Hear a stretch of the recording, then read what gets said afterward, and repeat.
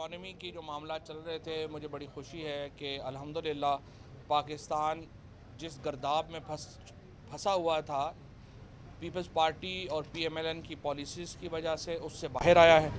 इस साल का जो बजट है वो अक्कास होगा हमारी जो पिछले सालों की कारकर्दगी रही है उसका, और कितने मुश्किल हालात से इंशाअल्लाह ताला आप देखेंगे कि इस बार जिस किस्म का बजट पाकिस्तान के अवाम के सामने आएगा उससे हमारी मुश्किलों में कमी आएगी।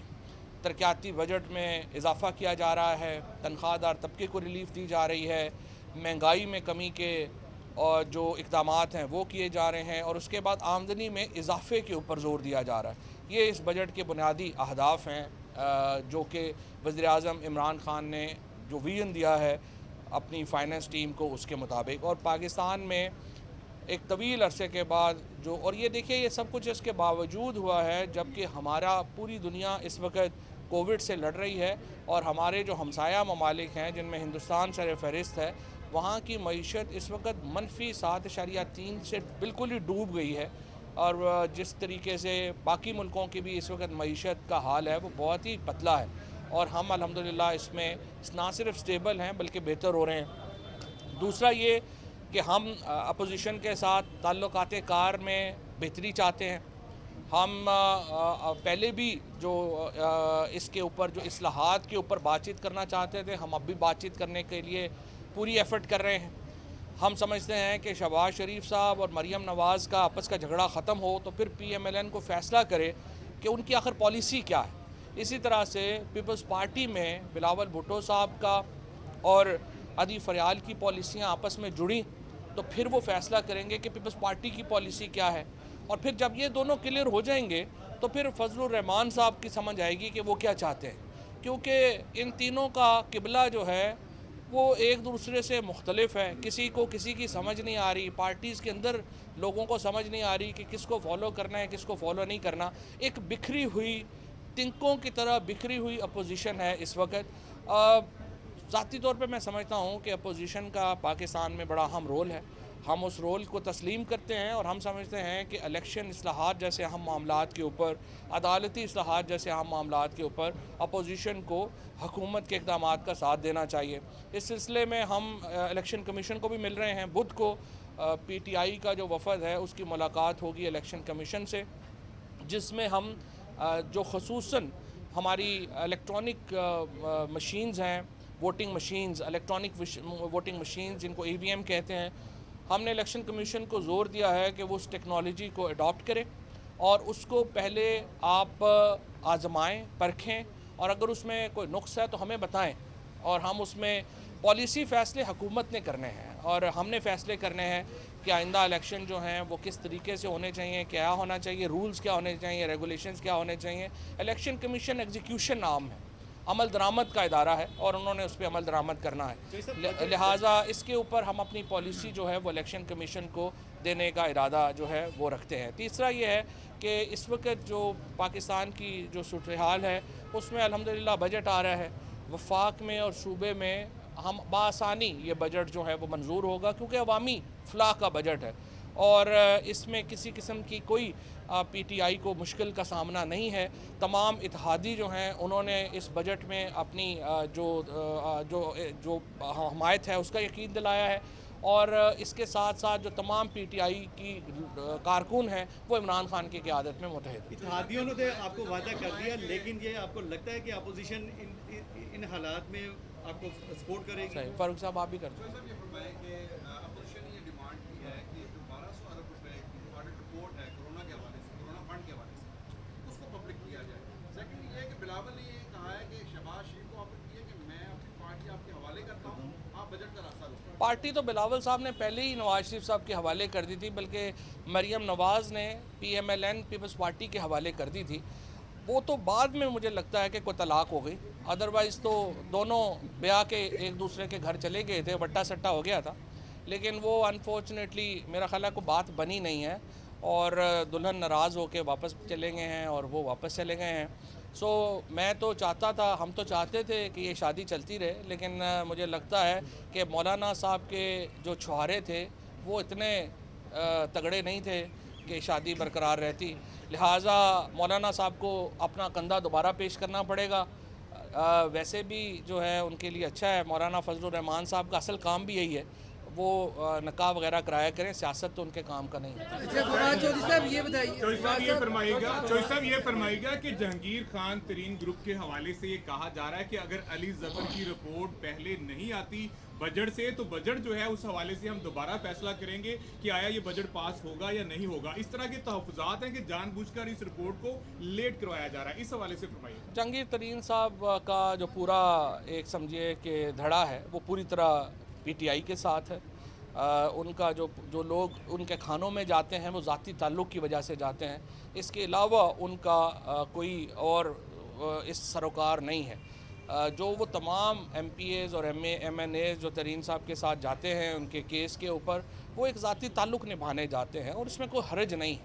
वो सारे हमारे भाई हैं, हमारे दोस्त हैं, और जहांगीर तरीन साहब समेत तमाम अरकान वज़ीर-ए-आज़म इमरान खान के VN के ऊपर यकीन रखते हैं और उनको मालूम है कि इमरान खान जो है वो नाइंसाफ़ी होने नहीं देंगे, और चाहे वो उसके हक़ में हो या ख़िलाफ़ हो मामला, उसके ऊपर उनकी राय बदलेगी नहीं।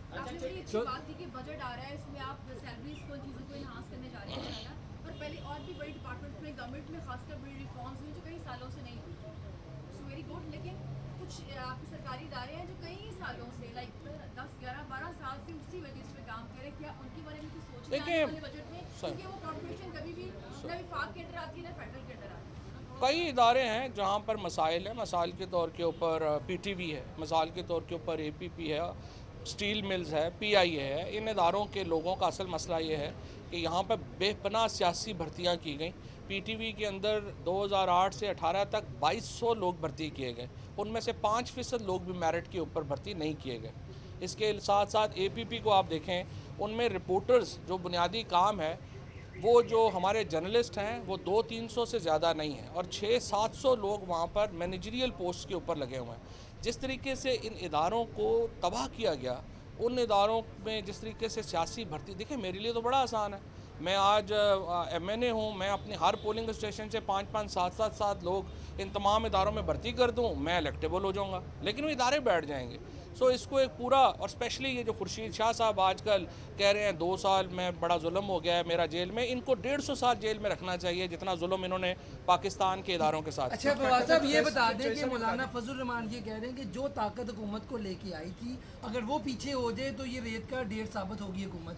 इसमें क्या हकीकत है? और मौलाना ये भी कह रहे हैं कि हम जो है PDM नहीं मदद मांग रहे इस्टेब्लिशमेंट के साथ। ये बात उन्होंने झंडी कटवा दिया या ये गए ही नहीं थे उनके पास? जो ताकत PTI को इक़्तिदार में लेके आई थी वो हैं वो 2 करोड़ आवाम जिन्होंने PTI को वोट दिया था, और अब ये लोग उससे ज़्यादा हो गए हैं। लिहाजा फजलुर रहमान साहब के अगले कई 100 साल भी मुझे लगता है कि वो लगे रहेंगे, उनमें वो ताकत जो है वो नहीं आएगी। मुझे लगता है फजलुर रहमान साहब को अपने कुश्ते बदलने चाहिए, कमज़ोर लग रहे हैं। बताइएगा कि आपने छुआरों की बात की है, तो जहांगीर तरीन को छुआरे देंगे, किशमिश देंगे, और शहबाज शरीफ को कौन से कुश्तों की ज़रूरत है? जो आपने बात की है फैटफ की, ये देखें मैंने जिस तरह से बात की है जहांगीर तरीन साहब का, या बाकी मैंने बताया आपको कि जहांगीर तरीन साहब को भी इमरान खान साहब के VN पे उतना ही यकीन है जितना बाकी PTI के लोगों को। प्रॉब्लम नहीं है। फैटफ में इंशाल्लाह बड़ी कामयाबी जो है वो पाकिस्तान को हासिल हुई है। मैं मुबारकबाद देना चाहूँगा अपनी फैटफ में हमाद अज़हर साहब को जिन्होंने इसको लीड किया, फिर हमारी लॉ मिनिस्ट्री को जिन्होंने इस तरीके को आगे बढ़ाया, और एक मिलजुल के तमाम इदारों ने फैटफ में जो कामयाबी हासिल की, ये पाकिस्तान की कामयाबी है, और इंशाल्लाह ताला इस पर पाकिस्तान एक मिनट कज़ाफ़ी इलेक्शन कमीशन ने जो आपका जी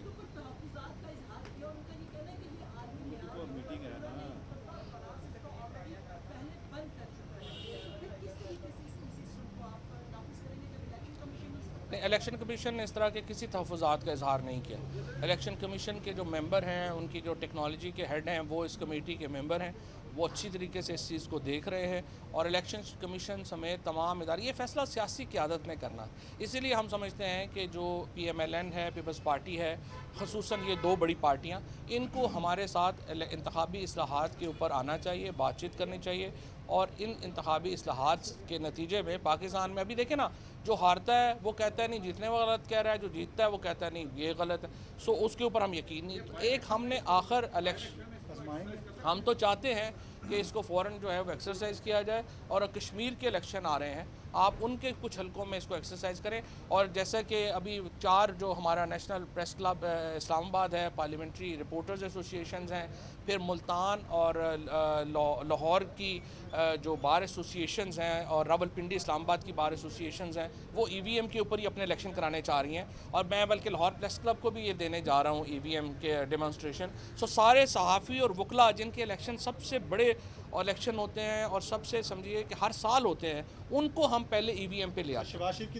एक्सेप्ट की जाएगी दरखास्त? अभी तक हम आई है शहबाज शरीफ साहब को, हम उनकी रिटर्न नहीं आई, हम तो रिटर्न लिख चुके हैं स्पीकर साहब शहबाज शरीफ साहब को कि आप आइए और हमारे साथ बैठिए। मैं शहबाज शरीफ साहब से कहता हूँ आज अपना फोकल पर्सन नॉमिनेट करें और हुकूमत और अपोजिशन में मुज़ाकरात। अगर इख्तिलाफात ख़त्म हो गए हैं तो इशाइये तरीन साहब की जानिब से रोज़ चल रहे हैं, ठीक है, वो इशाइये क्या हुकूमत को हराने के लिए या किसी और चीज़ की कड़ी? देखिए बात यह है कि जो भी वो भी एक सियासी आदमी हैं, जो लोग सियासत में होते हैं वो इशाइये भी देते हैं, बातचीत भी करते हैं, इससे कोई फ़र्क नहीं पड़ता। जैसे भी कहते हैं कि ना लोग किसकी थी? कोरोना के हवाले से। देखिए फाइनेंस मिनिस्ट्री ने उसके ऊपर बड़ी डिटेल अपना जो है वो एक रिपोर्ट जमा करा दी है AGPR के पास। AGPR ने वो रिपोर्ट आगे जमा करानी है। जहाँ तक हुकूमत का ताल्लुक है वो तमाम ऑडिट रिपोर्ट पहले ही जमा कराई जा चुकी है। देखिए जी बात यह है कि पाकिस्तान में एक फ्री प्रेस है, हमारे यहाँ 112 के करीब प्राइवेट चैनल्स हैं, 43 के करीब फॉरेन चैनल्स हैं। ये जो एक इंडियन लॉबी का प्रोपेगेंडा शुरू हो जाता है इंटरनेशनली कि पाकिस्तान में कोई फ्रीडम ऑफ एक्सप्रेशन नहीं है, हमारे मुल्क में पेक्यूलियर हालात हैं, उनमें के पीछे एक इंटरनेशनल, देखिए 850 वेबसाइट हमने पकड़ी थी जो इंडिया चला रहा था, वो पाकिस्तान के अंदर ये हवा देते हैं कि फ्रीडम ऑफ एक्सप्रेशन नहीं है। हालांकि पाकिस्तान के अंदर जितना आज़ाद मीडिया है, इस तरह की कोई और मिसाल कहीं पे ना कोई और आपको मुस्लिम वर्ल्ड में तो खैर सवाल ही पैदा नहीं होता, आपको किसी और थर्ड वर्ल्ड में भी नहीं मिलती। हमारी प्रेस शायद फर्स्ट वर्ल्ड से भी ज़्यादा आज़ाद है। आप मुझे जर्मनी में ज़रा हॉलोकॉस्ट के ऊपर किसी जर्नलिस्ट को कहें ना ज़रा लिख के दिखाए, आप ज़रा इनको कहें अमेरिका में कहें ना इसराइल के ऊपर लिख के दिखाए। ये हर मुल्क के एक अंदर जो है वो एक तरह के कुछ, फॉर एग्जांपल हमारे यहाँ आप ब्लास्फेमी नहीं कर सकते, ये वेस्ट के लिए फ्रीडम ऑफ एक्सप्रेशन होगा, हमारे लिए ये रेड लाइन। सो हमारी अपनी रेड लाइंस हैं, उनकी अपनी रेड लाइंस हैं, वो अपनी रेड लाइंस में खुश रहें, हमें हमारी रेड लाइंस में खुश रहें। बाहर जाने के लिए शहबाज शरीफ की दरखास्त दोबारा आ गई और जाने दिया जाएगा कि फिर उनको? वो तो कोर्ट ने, क्या हमने तो उन्हें ECL पे डाला है, बाकी तो अदालत में वो जाएं और वहाँ पे हम अपना केस लड़ेंगे। शहबाज शरीफ साहब का कोई केस है नहीं, हम समझते हैं उनके केस की डे टू डे हियरिंग होनी चाहिए, उनको सजा होनी चाहिए। Thank you. अपोजिशन के साथ तमाम मामलात पर बातचीत के लिए तैयार हैं, लेकिन अपोजिशन खुद इंतशार का शिकार है। माजी की हुकूमत ने इदारों में सियासी भर्तियाँ की, बजट में आम आदमी को रिलीफ फराहम की।